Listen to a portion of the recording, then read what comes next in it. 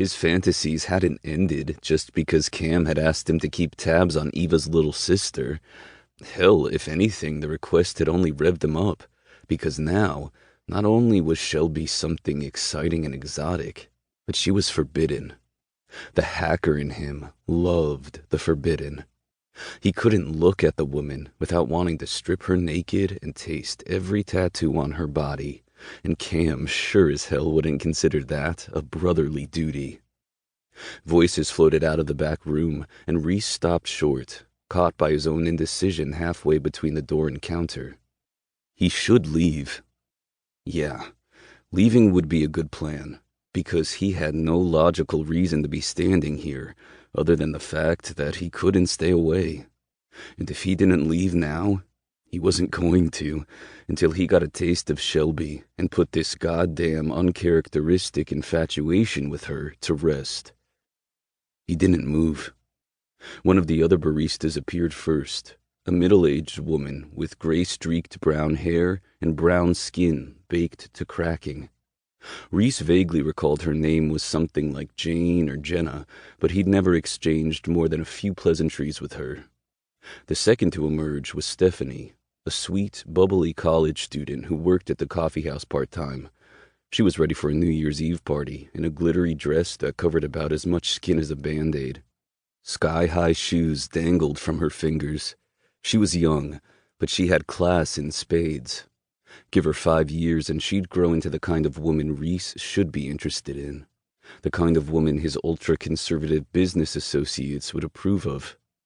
Instead, all of his focus zeroed in on the woman trailing Stephanie through the door. Shelby. His pulse kicked up despite reminding himself she was related to Eva. For fuck's sake, she was practically family. In a few short days, when Cam and Eva tied the knot, she would be. And just like all the other times, the reminder did nothing to douse the firestorm of lust burning through him. Her outfit tonight was relatively tame for her. Black cropped jacket over a black tank top and a ruffled purple plaid skirt. And still, he wanted to see what was underneath. Hell, she could be dressed in a burlap bag and he'd want to see underneath. Her hair spilled over her shoulders in a shock of turquoise and purple, and he noticed a new piercing, a small turquoise gem glinting from her nose. That shouldn't be sexy. God damn, but it was. "Are you sure you don't want to join us, Shell?" Stephanie was saying. "It's going to be the party of the year." "No, my sister would kill me." Shelby's voice carried a permanent sensual rasp, the kind of voice that brought to mind twisted sheets and writhing bodies, and it worked on him like a drug, making him Jones to hear her speak again. Jane/Jenna finally noticed him standing there and skidded to a halt. "Sorry, we're closed. You'll have to come back after the holiday."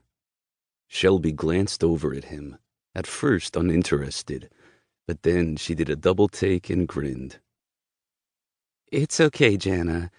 Hey, suit and tie." Jana, right. That was her name. The older woman scowled. "You know him?" "Yeah, and if I had to guess, he's my babysitter for the night." Shelby sighed and met his gaze. "Did Eva send you?" Fuck no. Eva would castrate him, slowly, if she knew he was here, but he wasn't about to lay it all out on the line in front of an audience. She thought someone should give you a ride. Shelby lifted a brow, and he realized a half-second too late how sexual that had sounded. He added, "Home. A ride home." "Of course she did." Stephanie made a face. "I don't know why you let your sister boss you around like this. You're a grown-ass woman." "I owe it to her," was all Shelby said in reply, then shooed the two women toward the door. "Go on. I'll see you girls in a few days." "Happy New Year."